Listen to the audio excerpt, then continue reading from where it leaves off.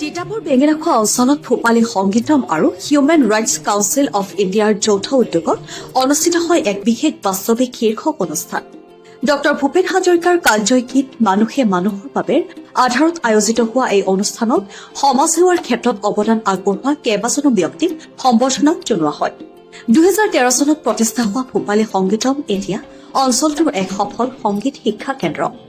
সংগীত বিদ্যালয়খনৰ মুখ্য প্ৰশিক্ষক লক্ষী শৰ্মাৰ তত্বাৱধানত প্ৰশিক্ষণ লৈ আছে বৰ্তমান প্ৰায় 2 শতাধিক শিক্ষাৰ্থীয়ে।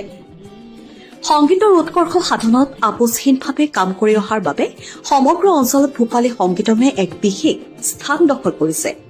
অনুষ্ঠানৰ সমাজৰ বাবে নিৰৱচ্ছিন্নভাৱে কাম কৰা 9 গৰাকী ব্যক্তিক সমাজবন্ধু উপাধি প্ৰদান কৰি সম্বৰ্ধনা জনোৱা হয়।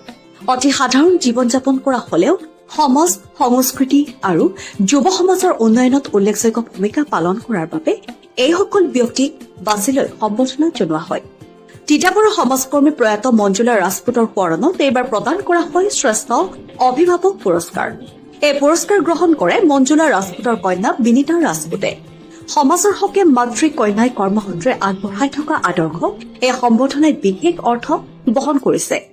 এইদৰে সমাজৰ নিস্বাৰ্থ কৰ্মীসকলক আগশাৰীত আনিবলৈ বাস্তৱিক শীৰ্ষক অনুষ্ঠানখনে তিতাবৰত সৃষ্টি কৰিছে এক অনুকৰণীয় দৃষ্টান্ত।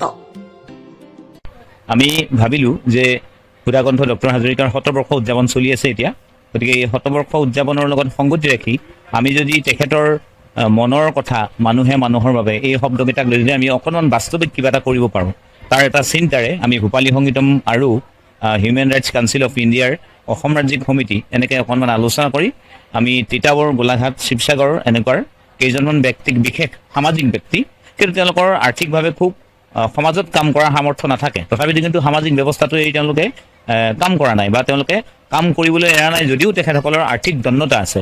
গতিকে আমি সেইসকল চিন্তা কৰি এটা বাৰ্তা ৰাইজলৈ দিব পাৰোঁ নেকি বুলি ভাবিয়েই আমি আজিৰ এই অনুষ্ঠানটোৰ সিদ্ধান্ত ল'লোঁ। আৰু সেয়ে আজি আমি মানুহখিনিক মাতি লৈ ইয়ালৈ আহিল তেখেতসকলক আমি এটা আজি অনুষ্ঠানত আমাৰ অনুষ্ঠানত তেখেতসকলৈ আমি এটা শব্দ তেখেতসকলক উপাধি হিচাপে দিছোঁ সমাজ বন্ধু। গতিকে আমি সমাজ বন্ধু হিচাপে তেওঁলোকক আমি আমাৰ ফালৰ পৰা আমি স্বীকৃতি প্ৰদান কৰিছোঁ। আৰু এইটোৱে আপোনালোকৰ যোগেদি আমি ভাবোঁ যে এই সমাজ বন্ধু শব্দটোৱে বাকী যিসকল সমাজৰ কাম কৰা মানুহ বা মানুহে মানুহৰ বাবে কাম কৰা মানুহ তেখেতসকলো নিশ্চয় দৃষ্টিগোচৰ হ'ব এই বিষয়টোৰ ওপৰত। ইমানে human rights council of India Assam ৰাজ্যিক সমিতিৰ আৰু ভূপালী সংগীতমৰ উদ্যোগত আজি সমাজত বিভিন্ন স্তৰত কাম কৰি থকা ব্যক্তিসকল যি মানুহে মানুহৰ বাবে কৰি আছে, সমাজৰ বিভিন্ন অনুষ্ঠান প্ৰতিষ্ঠানৰ মাজৰ পৰা কৰি আছে, কিন্তু সমাজত প্ৰচাৰ বিমুখ হৈ আছে, তেনেকুৱা 10জন ব্যক্তিক আমি যোৰহাট, শিৱসাগৰ, গোলাঘাটৰ পৰা বাছি উলিয়ালোঁ।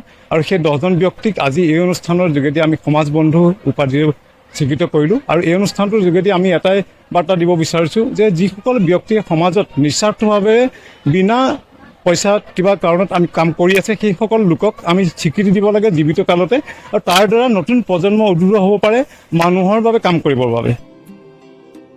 তিতাবৰৰ পৰা ইউছুফ আলীৰ ৰিপৰ্ট, এনিটাইম মিডিয়া।